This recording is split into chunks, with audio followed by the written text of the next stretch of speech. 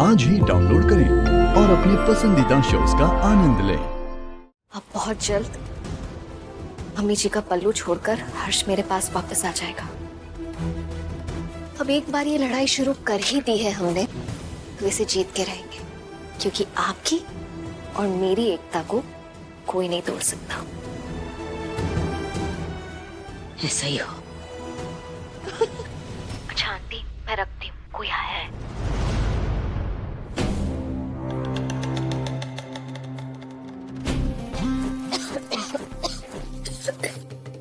अरे नांदू, तुम्हारा सोनाताई ने तो हमारा हीरोइन को नौकरानी बना दिया है।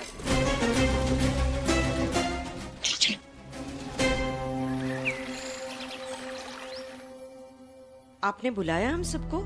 जी जी, क्या हुआ? सब ठीक तो है?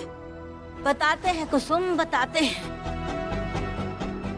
कल रात हमने एक बहुत गंभीर फैसला लिया। फैसला? कैसा फैसला? फैसला ये है ओम कि हमने सोचा कि चलो ठीक है, हम अपने दिल से प्रेम की गंगा बहा देते हैं और ये बंगालन को अपनी सौतन के रूप में स्वीकार कर लेते हैं।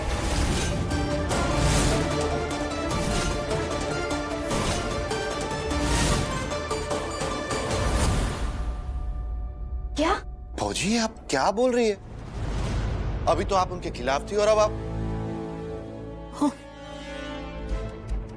अभी हमारी बात खत्म नहीं हुई, पहले पूरी बात सुन। हर्ष,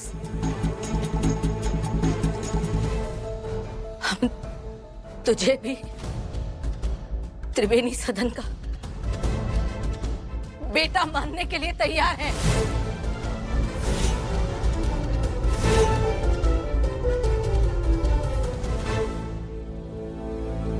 प्रत्यक्ष रूप में समाज के सामने तू तिवारी परिवार का बेटा कहलाएगा।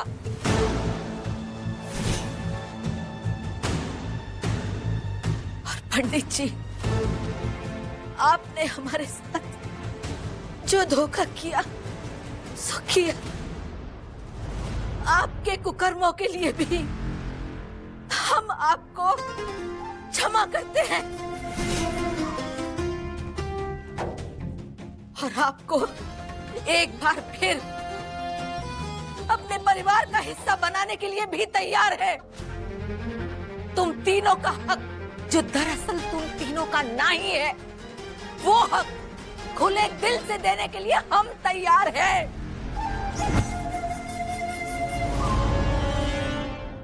लेकिन उससे पहले हमारी एक गंभीर और अपनी जगह से ना हिलने वाली शर्त है। शर्त? वो कैसी शर्त है? कि मैत्री को हमारे घर से हमेशा के लिए निकलना होगा।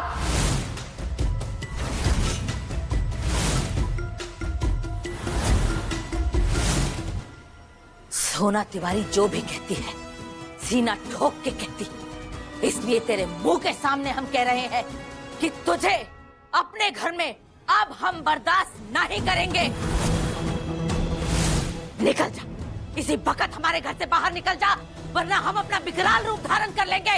अब तो तेरी सास कामना जी भी तेरी शकल बर्दाश्त नहीं कर सकती। वो भी नहीं चाहती कि तू इस घर में रहे। हर्ष, तू जिस प्रेम की डोली में बिठा के इस लड़की को एक घर में लाया था, वो प्रेम की डोली कब की चकनाचूर हो चुकी है। सबको मालूम है कि तुम दोनों के रिश्ते में दरार पड़ चुकी है। अब उस खाली प्रेम की डोली के टुकड़े अगर जबरदस्ती बोझ बना के अपने सिर पे ढोएगा, तो उस बोझ के नीचे तू खुद पिस जाएगा बेटा। इसीलिए कह रहे हैं कि इस लड़की को ये घर से निकाल के बाहर फेंक दे, तभी हमारे त्रिवेणी सदन में दोबारा शांति आ सकती है। अब साफ हो जाएगा कि हर्ष मम्मी जी के सामने मुझे कुछ भी मानता है या नहीं। Aunty aunty aunty aunty please please मुझे घर से बाहर मत निकालिए। छोड़ हमारा पैर। प्लीज, नहीं नहीं प्लीज आंटी, छोड़ हमें। अरे आंटी आंटी प्लीज देखिए ना, मेरा पूरा परिवार है यहाँ, मैं अकेली कहाँ जाऊंगी, कहाँ रहूंगी? पता नहीं क्यों क्यों वो महाराज जी ने कहा कि मैं मनहूस हूँ, लेकिन मैं मनहूस नहीं हूँ। नाटक करती है। ठीक है तो फिर तुम तीनों को तुम्हारा हक नहीं मिलेगा। हम तो अपने कलेजे पे चोट खा के तुम तीनों को तुम्हारा हक देने के लिए तैयार थे, लेकिन अगर ये लड़की इस घर से नहीं जाएगी तो किसी को कुछ नहीं मिलेगा। तुम इसके लायक ही नहीं हो। जाओ सब। जीजी, मैत्री बहू, जब जंगल में आग लग जाता है ना तो पशु और पक्षी अपने बच्चों को सुरक्षित करने के लिए ना वहाँ से भेज देता है, और जब वो आग बुझ जाता है तो उनको फिर वापस बुला लेता है। तुम भी तो हमारा बच्ची है ना, और ये घर, ये जंगल है जंगल, और अभी तो इधर आग लगा हुआ है।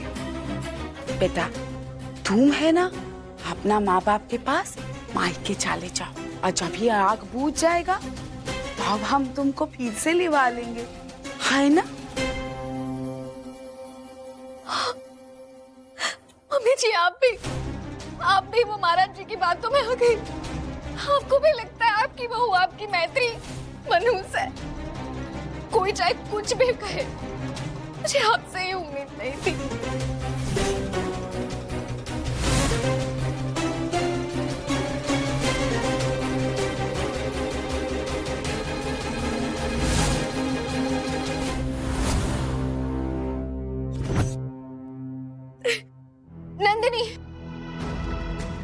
नंदिनी, मेरी बचपन की दोस्त, तू मेरी बेस्ट फ्रेंड है ना?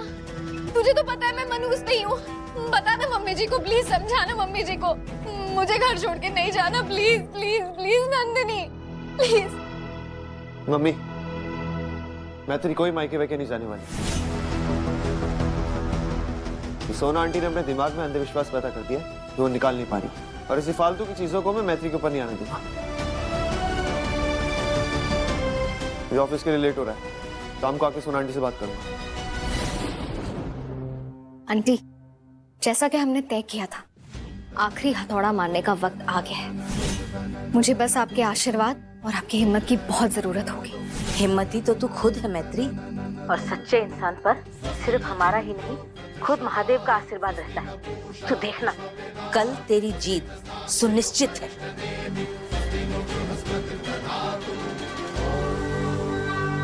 महादेव जी, अब आगे कोई मुसीबत ना आए, सब संभाल लेना प्लीज।